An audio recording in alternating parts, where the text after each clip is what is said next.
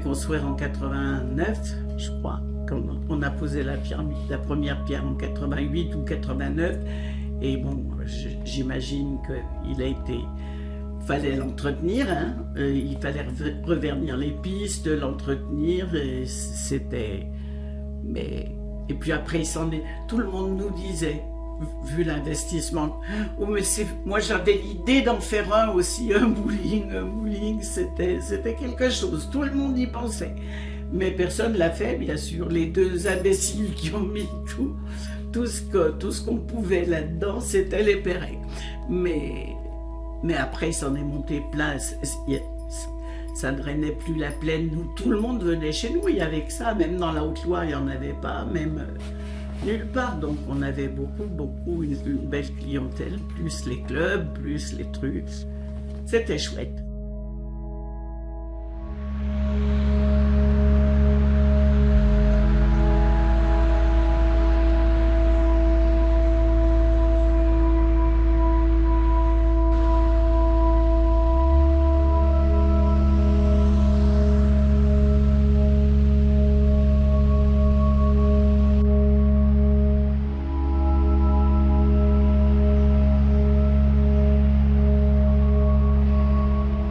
Moi, je suis allé le dernier jour, ils fermaient là, pour récupérer nos affaires et tout, et c'est vrai que là, ça faisait quelque chose, parce qu'on a passé 20 à 25 ans. Moi, je sais que j'y allais jouer, les week-ends, j'y allais aussi. Tous les serveuses, les barman, on se connaissait tous.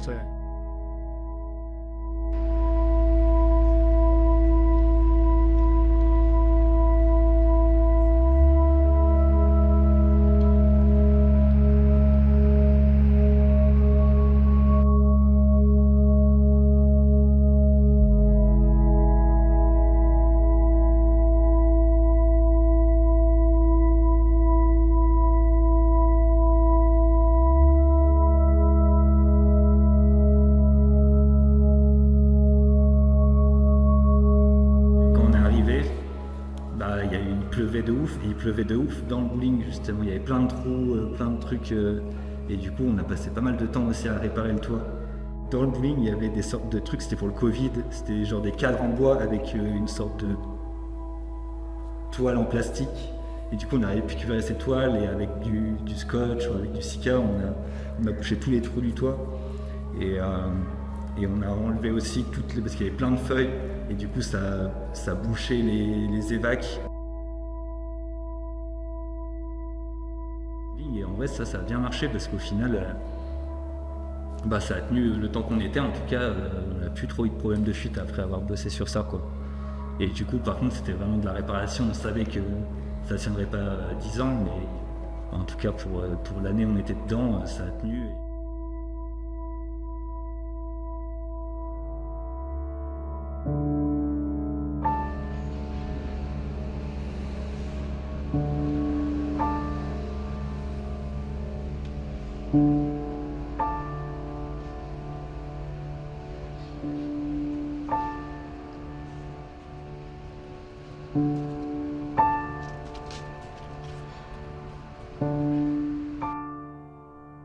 C'est vrai qu'on savait que du coup le bâtiment était voué à la destruction et du coup il y avait un peu le truc de se dire que quitte à être détruit, autant le temps qu'on a là-dedans se faire plaisir et l'aménager comme on veut, comme on peut. Non, mais ça s'est fait tellement vite. Un jour, je suis passée, il était encore là. Je dis, oh tiens, ils ne l'ont pas touché encore. La semaine après, je passe, il était déjà tombé. Tout le monde me téléphonait pour me dire. J'ai trouvé ça navrant. Navrant.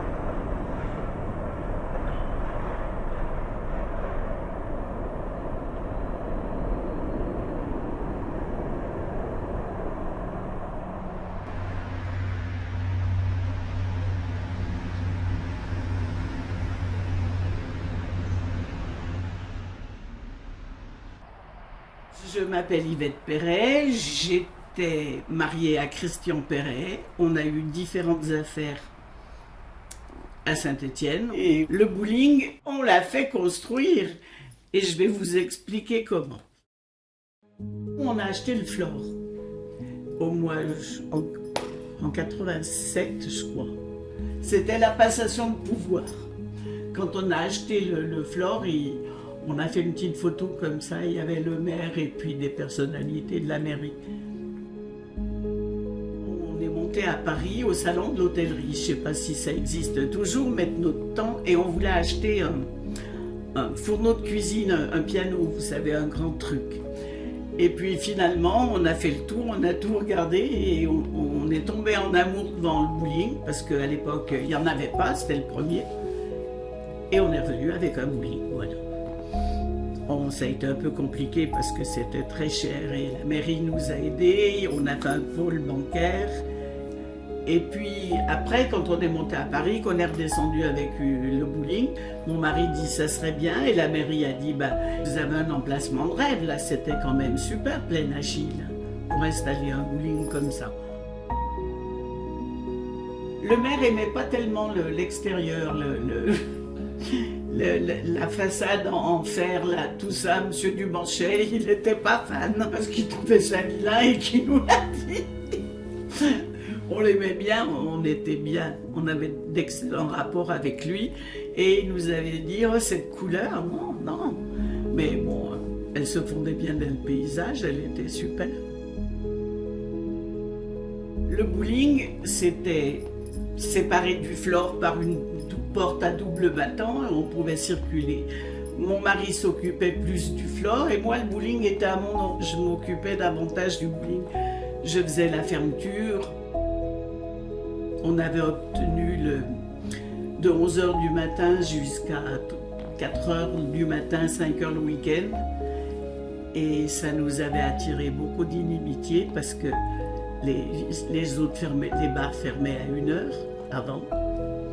Et nous, on avait jusqu'à 4h, jusqu'à 5h, on recevait des coups de téléphone anonymes, des trucs, ça a duré une bonne année. On avait fait faire 12 pistes pour qu'on puisse organiser des compétitions. Et on avait débauché un directeur de bowling dans la région parisienne, parce que nous, mon mari et moi, on ne savait pas faire. On n'était pas du tout prédisposés à faire ça, mais moi, mon mari, tout ce qui touchait, ça se transformait en... Donc on n'a pas eu peur, j'ai toujours dit oui à tout ce qu'il a voulu.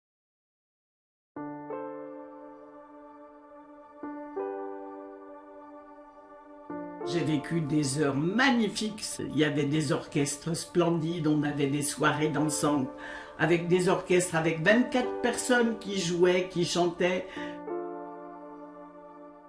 Il y avait 4 heures d'attente pour avoir une piste, vous vous rendez compte, c'était phénoménal. Si mon mari n'avait pas été malade, on n'aurait jamais vendu, mais lui, il adorait ça. Il faisait pas la cuisine, on était une équipe de 32 personnes entre le bowling et le floor, alors c'était comme une petite entreprise. On a vendu en août 90 et on est resté jusqu'au mois de décembre pour aider Martin Cochet à lui présenter tout le monde.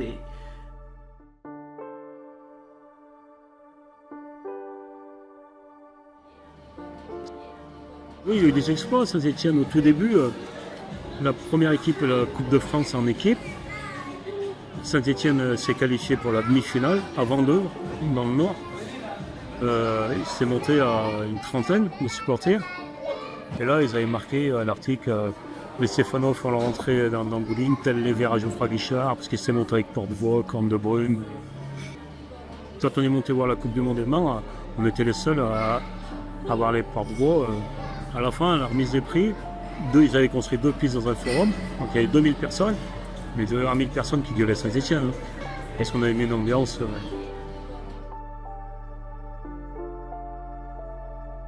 Les débuts, le vendredi soir ou le samedi soir, c'était énormément fréquenté.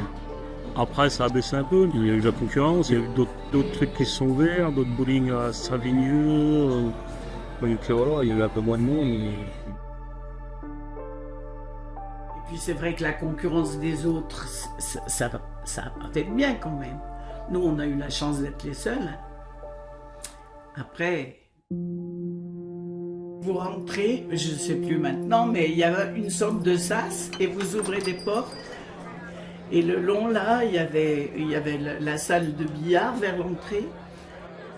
Et puis après, à droite, il y avait la porte qui nous séparait du floor et il y avait la porte qui allait dans la petite chambre qu'on avait fait faire avec la salle de bain. On avait une salle où on descendait quelques escaliers pour... Il y avait des billards. Donc ça aussi. Et puis, il y avait des toilettes. Qu'est-ce qu'il y avait encore?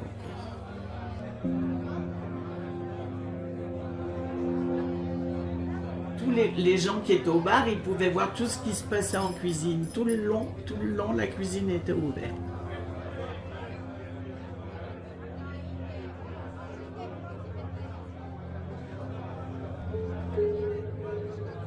Le bowling, je pense qu'à Saint-Étienne, tout le monde en a bien profité. Tout le monde ne jouait pas au bowling, mais tout le monde était là. Parce que 600 personnes, ça fait du monde quand même. On n'était pas fiers, on attendait que tout se passe bien et tout, mais on n'a pas souvent eu d'embrouille. Parce qu'on était ouvert jusqu'à 4 h du matin quand même. Même s'il n'y avait personne enfermé, mais les chauffeurs de taxi, par exemple, ceux qui travaillaient la nuit, eh ben, ils adoraient passer, se faire une ou deux parties, boire un petit café, un truc, et ça. Et ben voilà, on était là pour eux.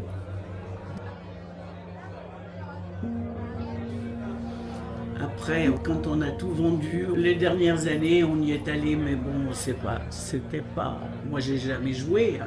J'ai juste regardé jouer les autres. Mon fils jouait, bien sûr, et ma fille aussi un peu, mais bon, c'était plus la même chose. C'était plus la même chose. Mon mari, ici, il adorait ça. C'était ça qu'il aimait faire. Ça correspondait bien à lui, ça, le floor. Bien à son état d'esprit et à son truc. Mais voilà, c'est une page qui se tourne. Il n'aimerait pas ce que c'est devenu, de toute façon, c'est pour ça. Avec avoir perdu toute la concession de la plaine Achille, maintenant tout le monde fait n'importe quoi. On s'était battu pour ça et on l'avait gardé.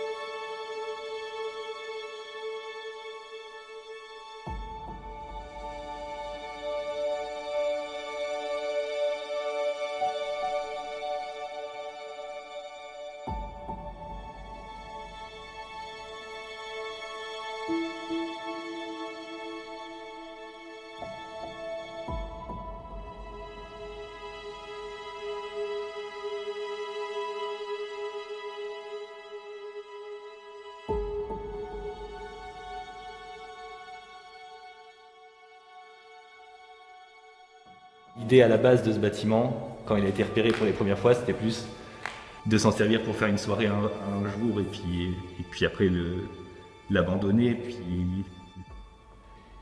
Puis finalement, ben, c'est passé de faire une soirée à se dire « Ah, en fait, on pourrait habiter dedans, quoi ».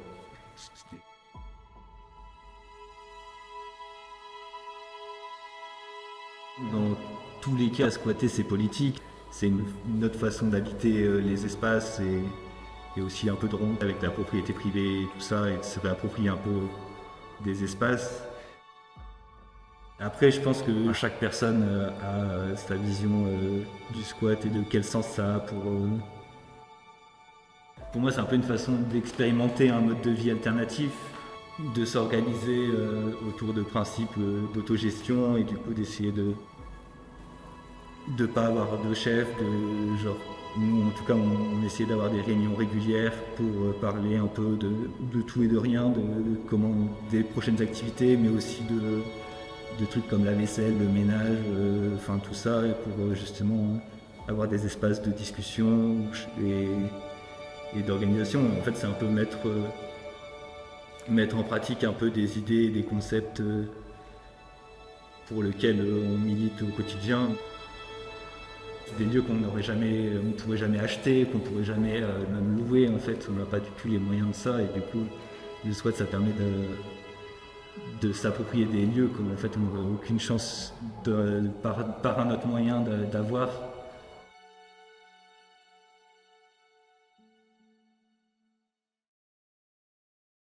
On était 4 à vouloir depuis quelques temps ouvrir un gros truc sur Saint-Thé.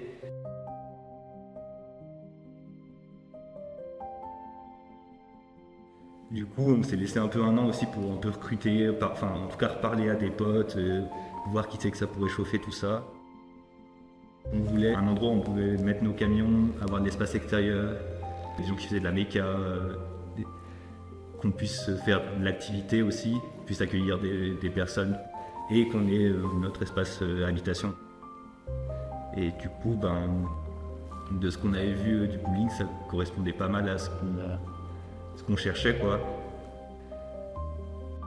Il y avait un peu ce truc-là que l'équipe, on s'est dit, pendant un mois, on essaie d'être tous dispo et à fond juste là-dedans pour justement faire les ouvertures et après, une fois que c'est ouvert, on va pouvoir avoir le temps de faire plein de travaux pour le rendre le plus habitable possible pour l'hiver aussi. L'idée, c'est de faire ça en septembre pour qu'arrivé en novembre, on a un truc à peu près vivable pour l'hiver, quoi.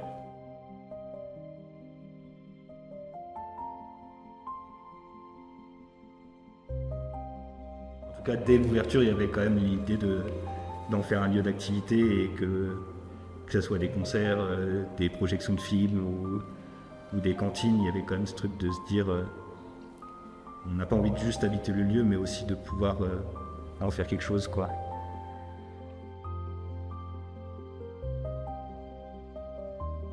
J'ai l'impression qu'individuellement, en tout cas, chacun était plus ou moins actif et présent au sein du milieu militant stéphanois, au sein du mouvement social. Donc là, le bowling, c'était une année où justement on était en plein milieu du mouvement retraite. C'était un gros mouvement social dans lequel on était pleinement impliqués.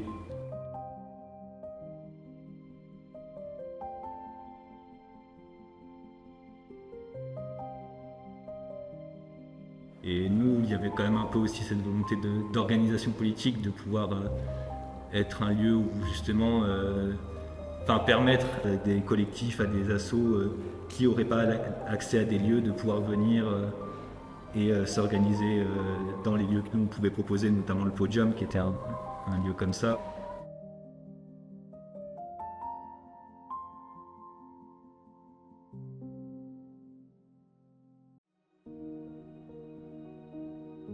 Le Podium, c'était plus une salle d'activité. Il y avait un système de réservation. Du coup, si tu prévenais quelqu'un qui était habitante, après tu pouvais utiliser la salle et c'est quelqu'un qui gérait pour les clés, checker que tout se passe bien. Et je sais que par exemple, on a organisé des séances de modèles vivants et du coup, comme c'était chauffé, on pouvait faire du dessin dans cet espace, entre autres. On avait un sleeping parce qu'on avait quand même si on n'était pas dans une volonté de faire de l'hébergement sur le long terme, on aimait bien quand même que des gens puissent dormir quand on a des potes de passage, quand on avait des groupes, parce qu'on organisait des concerts régulièrement. Et du coup, oui, on a quelquefois aussi des potes de potes en galère qui pouvaient rester dormir là-bas. On avait un espace, on avait 3 chambres. En fait, du coup, c'était assez petit en termes de salle. Enfin, c'est beaucoup des grands espaces ouverts et du coup, la plupart des gens étaient en camion dehors, je crois. Mais du coup, on avait 3 chambres perso Et après, on avait un espace cuisine. Du coup, c'était un ancien bureau qu'on a réaménagé pour faire une cuisine. On a installé un évier parce que du coup, juste derrière ce bureau, il y avait une espèce de salle de bain qui était déjà là. Du coup, il y avait déjà une arrivée d'eau et une évac. Et la pièce au fond, du coup, le salon d'hiver, c'était le salon où on allait l'hiver parce que c'était une pièce qu'on pouvait chauffer. Parce que du coup, le bowling, c'est assez immense, alors à chauffer, c'était la galère. Et la verrière, bon, c'était pas tant le salon d'été finalement, c'était plutôt. Avec le temps, ça s'appelait plutôt la fosse et c'était plutôt là où on faisait les concerts. C'est pour ça qu'on a construit aussi une rampe pour le rendre accessible. Et souvent, les groupes se mettaient un peu au fond et tout le reste, ça faisait un peu du coup une fosse. Et c'était chouette parce que tu pouvais aussi regarder les concerts de au-dessus sans descendre dedans. Et le free shop, c'est un endroit où, c'est comme le nom l'indique, un magasin gratos où n'importe qui pouvait poser des trucs et venir en récupérer. On avait principalement des fringues, on avait aussi d'autres trucs et ça marchait pas mal, surtout en soirée, parce que c'est le moment où il y avait plein de gens qui venaient d'un coup. Il y avait un peu derrière les machines un copain qui avait un peu son atelier méca, on avait enlevé des machines, souvent c'était quand même des gros trucs. Et après, on avait le parking. Il y avait des gens en camion qui habitaient, un peu des gens qui faisaient de la méca. On se posait beaucoup l'été.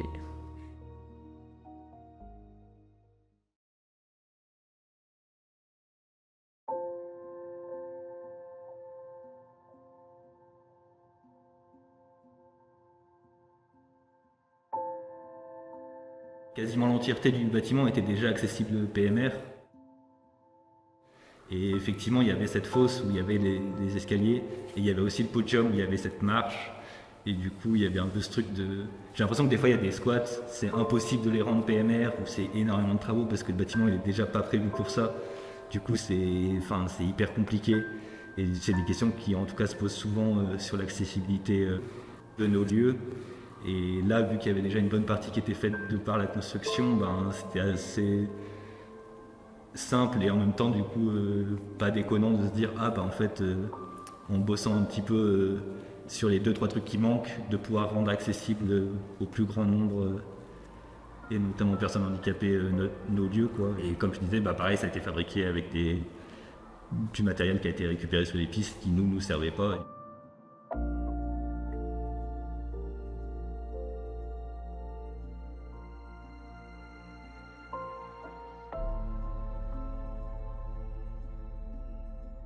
Justement pour le podium, il y a eu ce truc de démonter une partie des pistes et d'utiliser le matériel récupéré pour faire des cloisons, ce qui nous a permis à moindre frais, de fermer les pièces pour pouvoir les chauffer et tout ça, avec du matériel qui était déjà sur place. Et c'était quand même vachement pratique.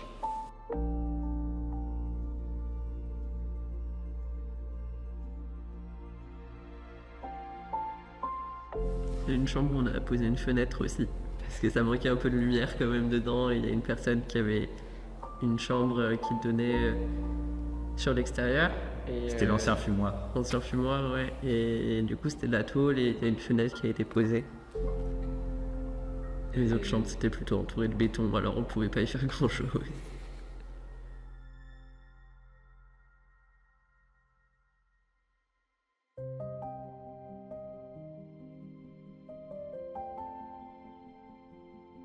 Le concert, en gros, c'était un peu un moyen justement de faire venir des gens chez nous, de pouvoir faire jouer des artistes qui n'ont pas forcément leur place dans des salles très conventionnelles. Et aussi, c'était un moyen de permettre d'avoir de l'argent pour des luttes. La plupart des concerts, c'était des concerts de soutien, où les bénéfices étaient reversés justement à des collectifs, à des assos de lutte qui nous parlaient et qu'on avait envie de soutenir via nos concerts, quoi. On n'avait vraiment pas envie que ça devienne un lieu de teuf et de soirée de toutes les semaines il y a un truc, et où en fait pour les personnes qui habitent c'est vite fatigant. Je sais pas, à Lyon, il y avait un squat comme ça qui s'appelait le Rafio, qui a été vraiment un gros squat de teuf pendant quelques temps. Et nous, c'est devenu vraiment un truc où il y avait ça tout le temps.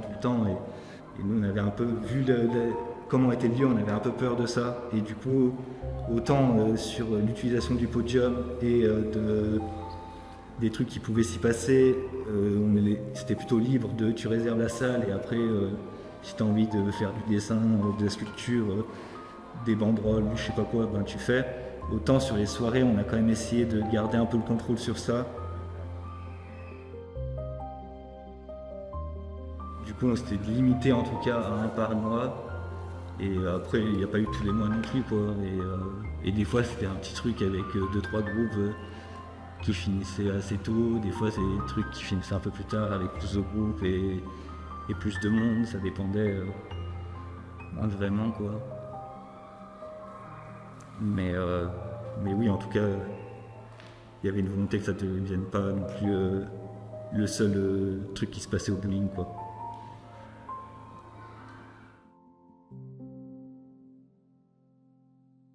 Il fallait trouver un peu un équilibre entre le respect un peu de la vie privée des habitants et le côté public du bâtiment.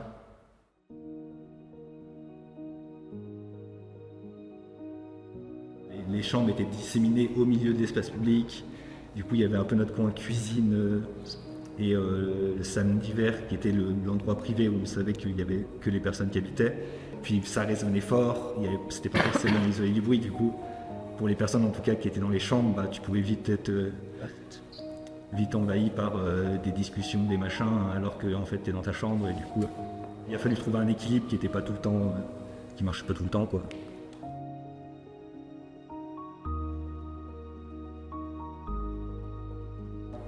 Enfin, vraiment, j'ai déjà un squat où il y avait un étage qui était considéré un peu comme un lieu public où tout le monde vient, c'est ouvert et il se passe des trucs. Et après, les étages au-dessus, c'est les étages d'habitation. Et du coup, c'est vachement plus segmenté et c'est plus simple. Parce que tu sais que si tu n'as pas envie de voir plein de gens, ben, tu restes dans ton étage privé.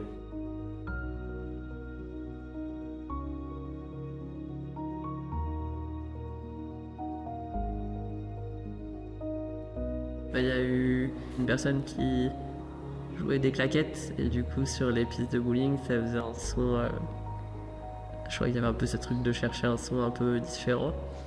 Et il y a eu une fois une pièce de théâtre parce que l'espace s'y prêtait, mais à part des trucs ponctuellement, c'est un espace où quand même ouais c'est pas ultra pratique, quoi. En plus on avait éclairé justement tout en lumière noire et du coup les pistes elles ressortaient en bleu et du coup ça faisait une ambiance un peu bizarre. Et là, du coup, c'était une personne avec, je crois, qui avait des micros dans ses talons et qui faisait des claquettes sur différents supports, entre les pistes, le béton, les machins. C'était un peu perché, mais c'est marrant. Mais oui, sinon, les pistes, ça a été pas trop Bah si, on a fait quelques parties de bowling, mais vu que les machines marchaient pas...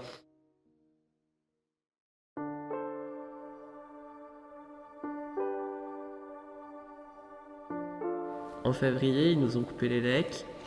Ouais, du coup, en plein hiver, sur demande de la mairie, il y a eu une intervention de Enedis pour couper les lecs.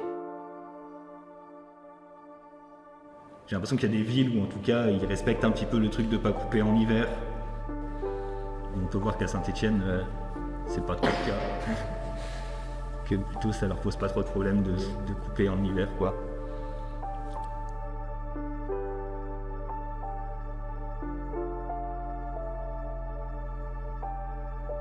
Ça n'a jamais été très simple avec la ville de Saint-Étienne. Bon, de toute façon, avec le maire, je pense qu'il ne nous porte pas trop dans son cœur et c'est réciproque. Mais du coup, j'ai l'impression qu'à l'ouverture, on a eu très peu de contacts, mais aussi parce qu'on a ouvert au moment de l'affaire Perdriau. Et du coup, le jour où on a ouvert, la mairie se faisait perquisitionner et 2 jours après, je crois que le maire était en garde à vue à Lyon. Du coup, je pense que c'était pas leur priorité de s'occuper de nous, qui a plutôt joué, je pense, en notre faveur.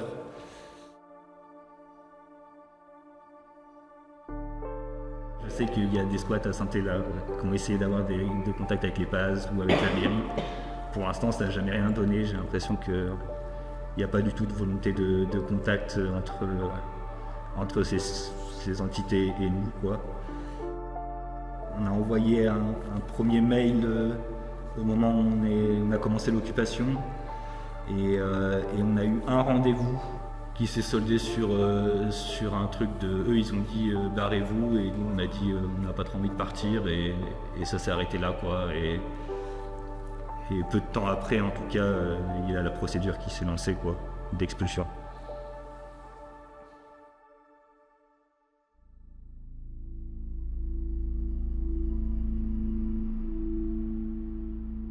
On a ouvert en septembre et du coup assez vite il y a les keufs qui sont passés.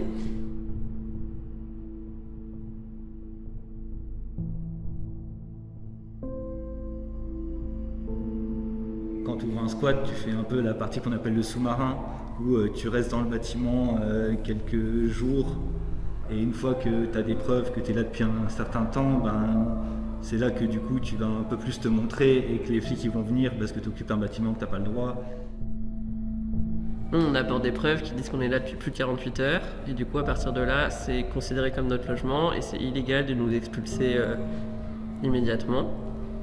Et bon des fois les keufs ils en ont rien à foutre et ils t'expulsent quand même, mais du coup là on arrivait à rester à l'intérieur du bat sans leur laisser possibilité de rentrer et je pense qu'ils n'étaient pas non plus sur des terres à nous sortir. Il y a quand même eu un petit peu de volonté de pression, sur les premières semaines où vraiment ils venaient sonner, parce qu'on avait installé une sonnette pour pas avoir à être toujours devant la porte. S'ils étaient là, on avait installé une sonnette, mais du coup ils venaient quand même sonner tous les jours à 8h du mat. En posant exactement les mêmes questions. Combien on était, est-ce qu'il y avait des mineurs, quand est-ce qu'on partait. C'est ça. Et du coup, ça a été vraiment pendant un long moment comme ça où à chaque fois c'était des équipes différentes mais qui posaient les mêmes questions au même moment et qui repartaient. Parce qu'il y avait un peu cette volonté de mettre la pression mais qui s'est assez vite arrêtée quand même. Dans leur vision, on est des profiteurs, des parasites et on ne mérite pas d'être là. Enfin, on mérite pas, en tout cas, on n'a pas le droit d'être là et on devrait partir dormir dehors.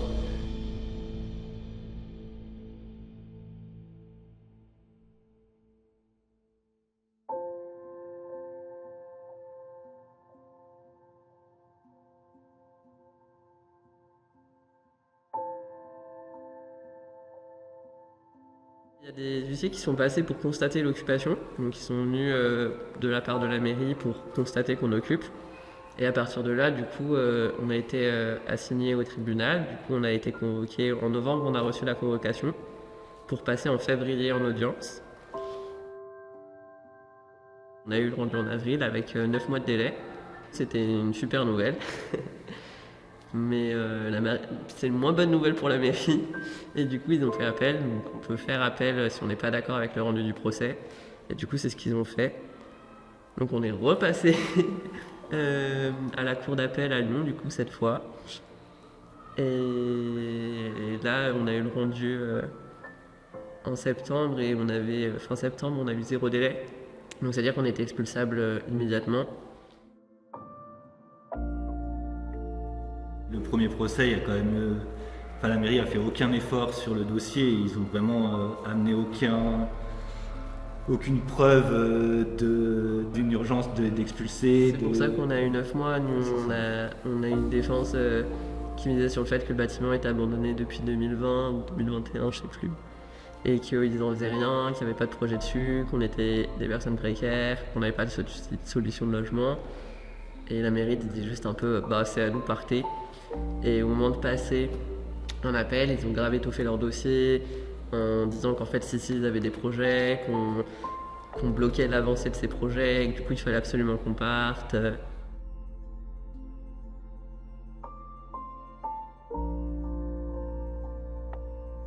Mais c'est vrai que subitement, des bâtiments qui sont vides et inoccupés et qui ne bougent pas depuis des années, quand des squatteurs, des squatteuses rentrent dedans, souvent, hop, il y a des projets qui apparaissent. Et là, d'un coup, le bâtiment est très très important. Il faut absolument sortir ces personnes du bâtiment parce que c'est très très important de tenir un projet X ou Y. Moi, j'ai déjà vu des projets où c'était juste planter de la pelouse à la place, tu vois. Enfin, bon, là, ce qu'ils disaient, c'était un parking. Je sais pas si vraiment ils vont faire un parking. Ils trouvent toujours des trucs qui, selon eux, vaut mieux qu'un squat. Mais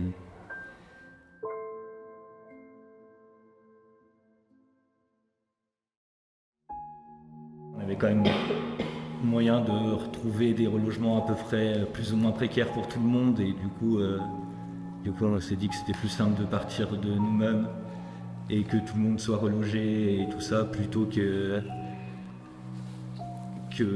rester là-bas et avec une expulsion qui peut arriver très vite, et du coup potentiellement des relogements difficiles à trouver. S'organiser que être pris au dépourvu. Ouais, c'est ça. Sachant que là, du coup, avec la loi Kasbarian aussi maintenant, qui est une loi qui s'attaque justement aux squats et aussi aux locataires précaires. Dans la loi, il a rajouté que si du coup on ne part pas après un commandement de quitter les lieux, et ben du coup on risque une amende de 7 000 €, 7 500, un truc comme ça. Du coup, si on attend les keufs, bah déjà on se fait choper par les keufs, et en plus ils peuvent nous mettre une amende du coup. Et ça c'est depuis 2023, mais c'est une manière encore de réprimer les personnes, parce que souvent les personnes qui restent jusqu'à et qui attendent les keufs, c'est les personnes qui n'ont vraiment aucun autre moyen de relogement, et du coup ils restent là parce qu'ils ont nulle part où aller, et que c'est ça ou la rue, donc autant rester là jusqu'à ce que les keufs y viennent, tu vois. Mais nous justement on n'était pas dans cette situation, on a réussi à avoir l'aide aussi d'autres squats de Saint-Thé qui ont pu prêter des chambres, prêter un bout de jardin pour poser un camion, tout ça.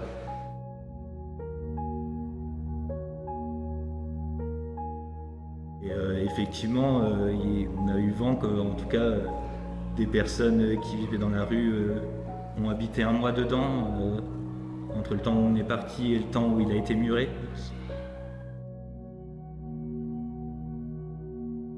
On n'a pas eu de contact vraiment direct avec ces personnes, et on ne sait pas trop comment s'est passée leur expulsion du coup.